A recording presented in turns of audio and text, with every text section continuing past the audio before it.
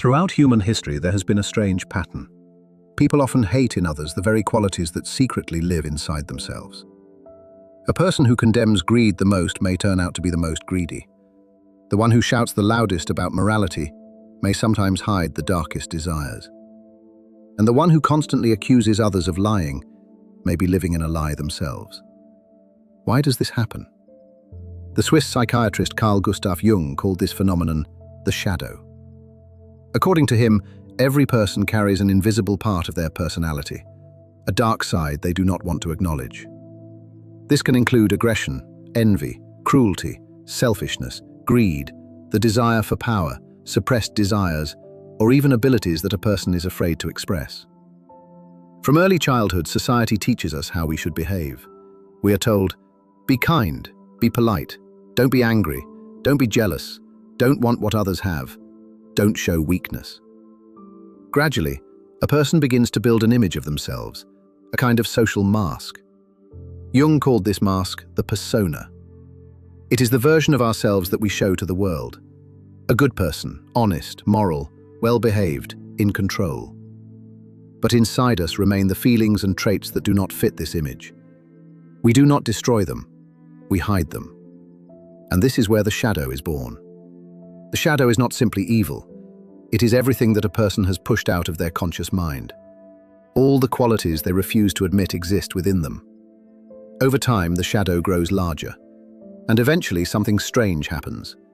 A person begins to see their shadow in other people. For example, they meet someone who behaves arrogantly, and suddenly they feel strong irritation. Not just mild annoyance, but real anger. They say, "I can't stand people like that." But if you look deeper, it often turns out that the same quality exists within them. They simply refuse to see it. So the mind performs a clever trick. It projects this quality onto another person. This psychological mechanism is called projection. It is as if the mind says, "This is not in me, it's in them." And suddenly life feels easier. But the shadow does not disappear, it only changes form.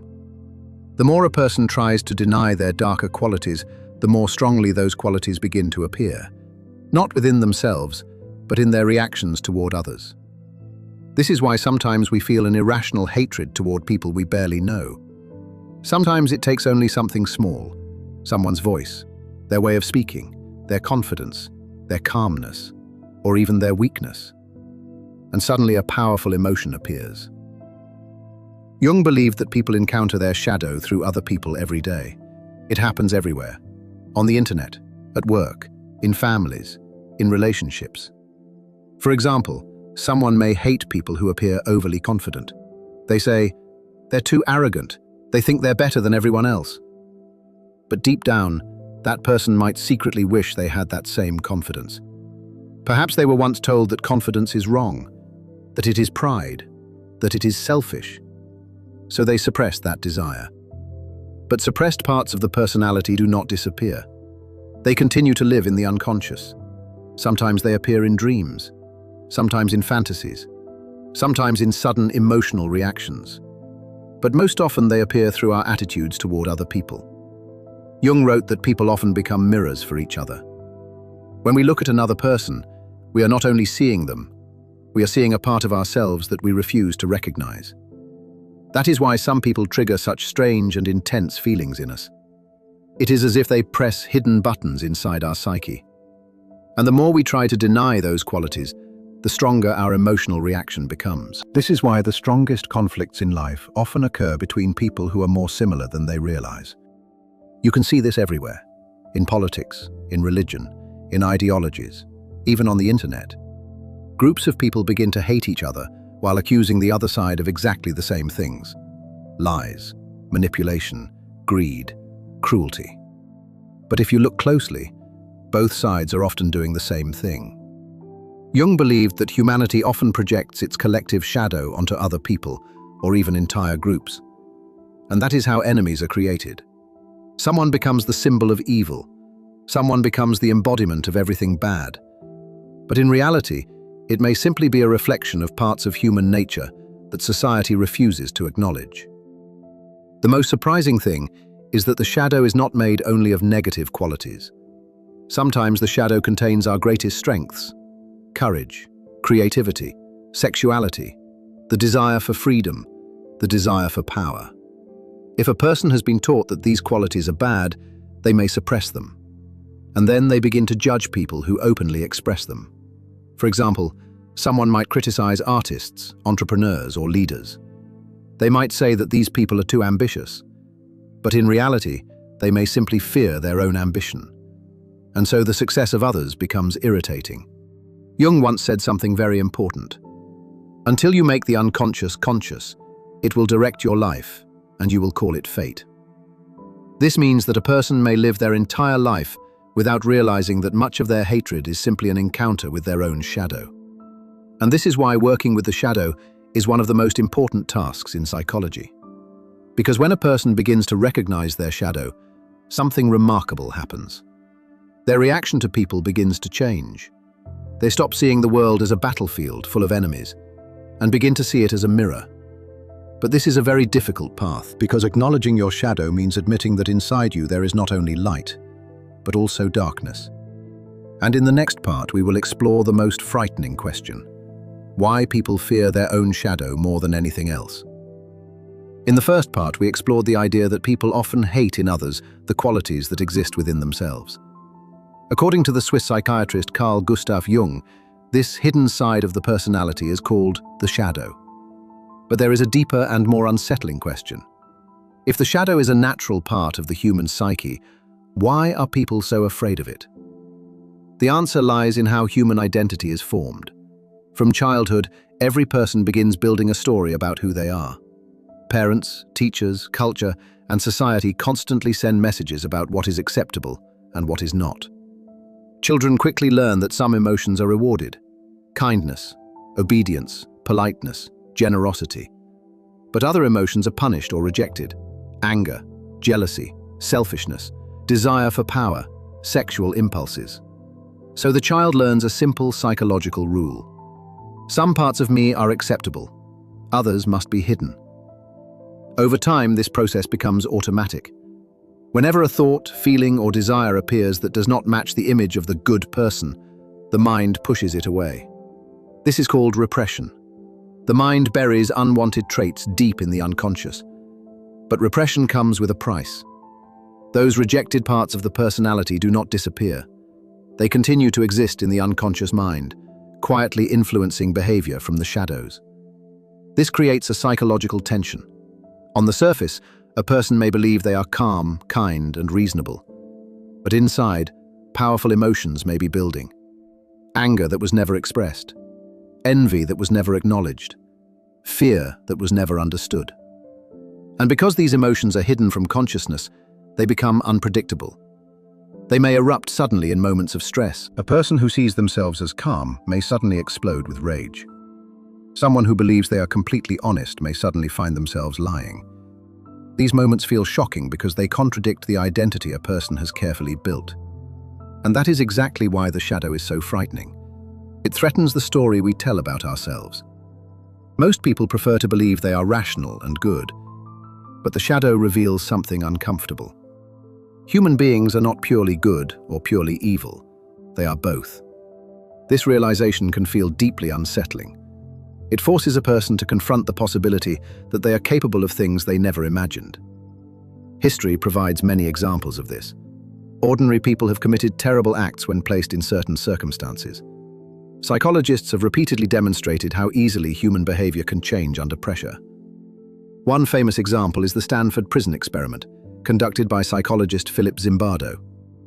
In this experiment, ordinary students were randomly assigned the roles of prisoners and guards. Within days, the guards began displaying shocking cruelty toward the prisoners. These were not violent criminals, they were ordinary young men. Yet the situation allowed hidden aspects of their psychology to emerge. The experiment had to be stopped early because the behavior became too extreme. What shocked researchers was not just the cruelty, it was how easily it appeared. This illustrates something Jung understood long before modern experiments confirmed it. Under the right circumstances, the shadow can take control. And this realization terrifies people, because it means that darkness is not something that exists only in villains or criminals. It exists in everyone. Another reason people fear their shadow is that it often contains emotions society teaches us to reject. For example, anger is often viewed as something dangerous or shameful. Many people are taught never to show it. They believe that good people should always be calm and peaceful, so they suppress their anger. But suppressed anger does not vanish. Instead, it accumulates in the unconscious. Over time, it may appear in indirect forms: passive aggression, sarcasm, bitterness, sudden emotional explosions. The same thing happens with envy. Almost no one likes to admit they feel jealous. Jealousy seems petty and unattractive, so people deny it. Instead of saying, "I envy that person's success," they say, "They don't deserve it. They were just lucky. They cheated somehow." The shadow transforms honest emotions into distorted reactions. This is one of the reasons why social conflicts often become so intense. When people project their shadow onto others, they begin to see enemies everywhere. The other person becomes a symbol of everything they hate or fear. And once someone is seen as a symbol of evil, empathy disappears. History shows how dangerous this process can become. Entire groups of people have been demonized because others projected their shadow onto them. Wars, persecutions, and ideological conflicts often grow from this psychological mechanism. But Jung believed that the shadow is not something that should be destroyed. It cannot be destroyed. Trying to eliminate the shadow only makes it stronger. Instead, Jung believed the shadow must be recognized and integrated. Integration does not mean acting out every dark impulse. It means acknowledging that these impulses exist. When a person becomes aware of their shadow, something important happens. The unconscious loses some of its power. The person begins to understand their reactions instead of being controlled by them. For example, instead of instantly hating someone who seems arrogant, a person might pause and ask themselves, "Why does this bother me so much?" Perhaps it reveals something hidden. Maybe they were once told not to stand out. Maybe they were punished for expressing confidence. Recognizing this does not mean becoming arrogant, but it allows a person to reclaim parts of themselves that were suppressed. In this way, confronting the shadow can actually lead to personal growth. Jung believed that the goal of psychological development is individuation. This means becoming a whole and integrated person, not someone who pretends to be perfect, but someone who understands both their light and their darkness. However, this process is not easy. Facing the shadow requires courage, it requires honesty, and most importantly, it requires the willingness to question the image we have of ourselves. Because sometimes, the person we think we are is only a mask. And behind that mask lies a deeper and more complex self. In the next part, we will explore something even more disturbing. In the previous parts, we explored the concept of the shadow described by the Swiss psychiatrist Carl Jung. The shadow represents the hidden aspects of the personality that a person refuses to acknowledge. But the shadow does not remain quietly hidden forever. If it is ignored long enough, it begins to influence behavior in subtle and often destructive ways. And nowhere is this more visible than in human relationships. Most conflicts between people are not only about what is happening on the surface. Very often, they are battles between two shadows. Consider a simple example. A person may accuse their partner of being selfish. They might say, "You only think about yourself." But if we look deeper, the situation can be more complicated. Perhaps the accuser has spent their entire life trying to appear generous and selfless. They have suppressed their own needs for years. They rarely say what they truly want. But inside, resentment begins to grow. Eventually, the frustration looks for a target, and that target becomes the other person. Instead of admitting their own hidden selfishness, they project it outward. The partner becomes the selfish one. This pattern appears in countless relationships. One person accuses the other of being controlling. Another complains that their partner is too emotional. Someone says their colleague is arrogant. Another claims their friend is manipulative. But in many cases, the intensity of these accusations reveals something deeper. The stronger the emotional reaction, the more likely it is that a projection is involved. The other person becomes a mirror. They reflect something the observer cannot accept in themselves.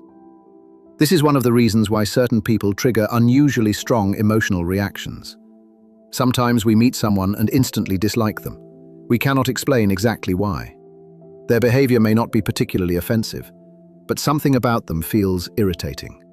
Carl Jung believed that these moments are not random. They are often encounters with our own shadow. The qualities we reject in ourselves suddenly appear in someone else, and the mind reacts defensively. Instead of recognizing the similarity, it creates distance.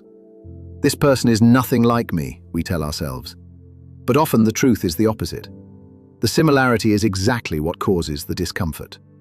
Relationships become especially complicated when two people project their shadows onto each other at the same time. One person sees the other as controlling. The other sees the first person as weak. Each partner is reacting not only to the other's behavior, but also to their own unconscious fears. The result is a cycle of misunderstanding. Arguments repeat again and again. Both sides feel misunderstood, both believe they are the victim, but neither realizes that their own shadow is participating in the conflict. This pattern is not limited to romantic relationships. It appears in families as well. Parents may criticize their children for traits they secretly possess themselves. A parent who suppressed their own creativity may accuse their child of being unrealistic. A father who fears vulnerability may criticize his son for showing emotions. In these situations, the child becomes a projection screen. They carry qualities the parent cannot accept in themselves, and this can have lasting psychological consequences. The child learns that certain parts of their personality are unacceptable, so they begin to suppress them as well. The shadow passes from one generation to the next. But the shadow does not only operate within individuals and families. It also exists on a collective level. Societies themselves can develop a collective shadow. Just as individuals project their hidden qualities onto other people, groups of people can project their shadow onto other groups. This is how enemies are often created. One group begins to believe that another group represents everything evil: cruelty, corruption, dishonesty, immorality. But when we examine these accusations carefully, we often discover something unsettling. The accusing group may display the same behaviors. This is because the shadow rarely appears in a balanced way. When it is projected outward, it becomes exaggerated. The other side is seen as purely evil, while one's own side is seen as purely righteous. History shows how dangerous this dynamic can become. Entire populations have been dehumanized because they were seen as embodiments of the collective shadow. Once a group is viewed as less than human, cruelty becomes easier to justify. Violence begins to feel acceptable, and empathy disappears. Jung warned that societies which refuse to recognize their collective shadow are especially vulnerable to destructive movements. When people deny the darker aspects of human nature, they become more likely to project those aspects onto others. The result can be mass hysteria, ideological extremism, and persecution. This pattern has repeated itself throughout history, and it continues to appear in modern times. Today, the internet has amplified the process of projection. Social media allows millions of people to express anger instantly, and often that anger is directed toward strangers. A single comment can trigger waves of outrage. People accuse each other of being immoral, corrupt, manipulative, or dangerous. But beneath the arguments, something deeper is often happening. Many of these conflicts are expressions of collective shadow projection. The more people feel uncertain or powerless in their own lives, the stronger the desire to locate an external enemy. Blaming others becomes psychologically comforting. If the enemy is responsible for everything wrong, then one's own flaws do not need to be examined. But this solution is temporary, because the shadow never truly disappears. It simply changes targets. First one enemy, then another, then another. Jung believed that the only real solution is self-awareness. When individuals begin to recognize their own shadow, they become less likely to project it onto others. They become more cautious about judging people too quickly. They develop a deeper understanding of human complexity. This does not mean ignoring wrongdoing or pretending that conflict does not exist, but it means recognizing that human beings are rarely purely good or purely evil. Most people are a mixture of both. And when we acknowledge this complexity within ourselves, we become more capable of seeing it in others. The world stops looking like a battlefield divided between heroes and villains. Instead, it begins to look like a place full of flawed human beings trying to navigate their own inner struggles. But recognizing the shadow is only the beginning, because awareness alone is not enough. The real challenge is learning how to live with the shadow without being controlled by it. And in the final part, we will explore the most important question of all: How a person can confront the shadow and become psychologically whole. In the previous parts, we explored the idea that people often hate in others the qualities they secretly carry within themselves. The Swiss psychiatrist Carl Jung called this hidden side of the personality the shadow. We also saw how the shadow influences relationships, conflicts, and even entire societies. But Jung believed that the shadow is not something that should simply be feared. It is something that must be integrated. And this is where the real psychological journey begins. Because confronting the shadow is one of the most difficult tasks a person can face. Most people spend their entire lives trying to maintain a certain image of themselves. They want to believe they are good, rational, fair, kind. But the shadow reveals something uncomfortable. Inside every person there are also darker impulses: selfishness, anger, envy, desire for control, the urge to dominate or manipulate. Admitting this can feel deeply unsettling. It threatens the identity we have built over years. But Jung believed that psychological growth is impossible without facing these hidden aspects. He called the process of becoming a fully developed person individuation. Individuation does not mean becoming perfect. It means becoming whole. A whole person understands both their strengths and their weaknesses. They recognize their capacity for kindness as well as their capacity for cruelty. This awareness creates something powerful: responsibility. When a person denies their shadow, they often believe they are morally superior. They think they would never behave in harmful ways. But history shows that anyone is capable of destructive actions under certain conditions. When a person accepts their shadow, they become more aware of this possibility. And that awareness creates caution. Instead of blindly trusting their own goodness, they become more thoughtful about their behavior. This does not make them worse.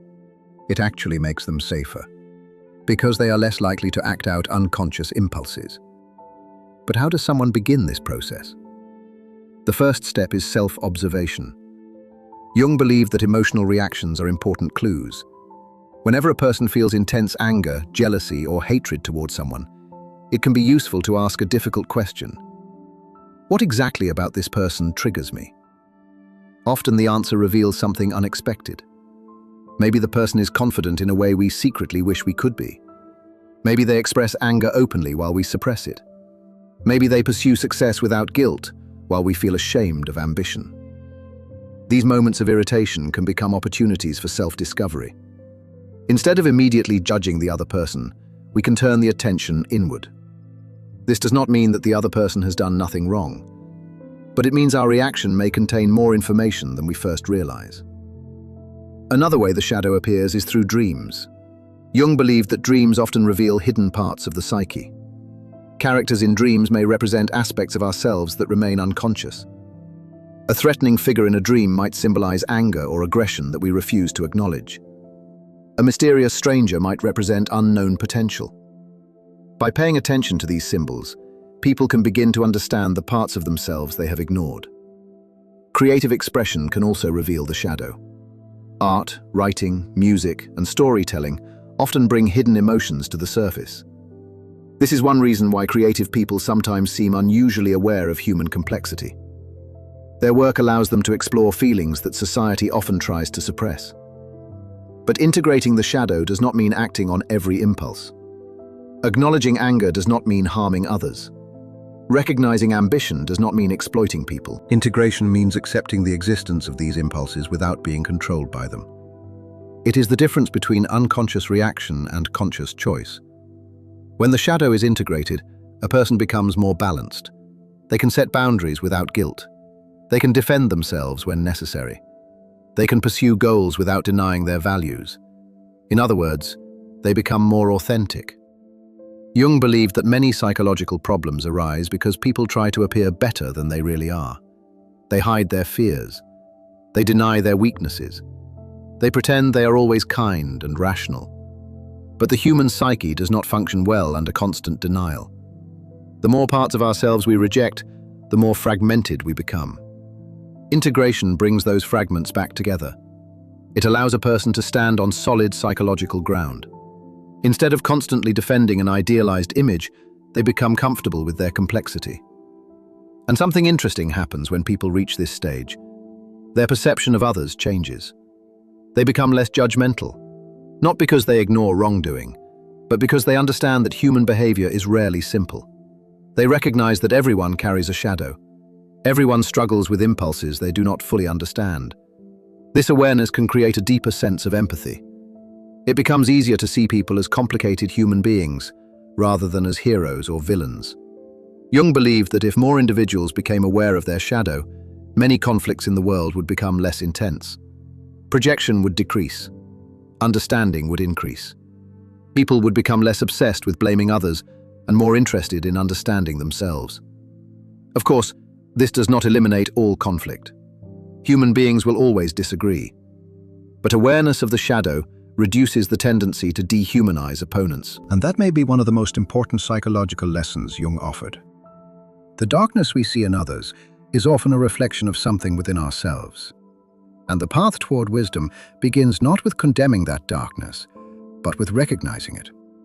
Because the moment a person stops running from their shadow, something remarkable happens. The shadow stops chasing them.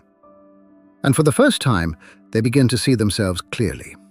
Not as a perfect hero, not as a hopeless villain, but as a human being, complex, imperfect, and capable of growth.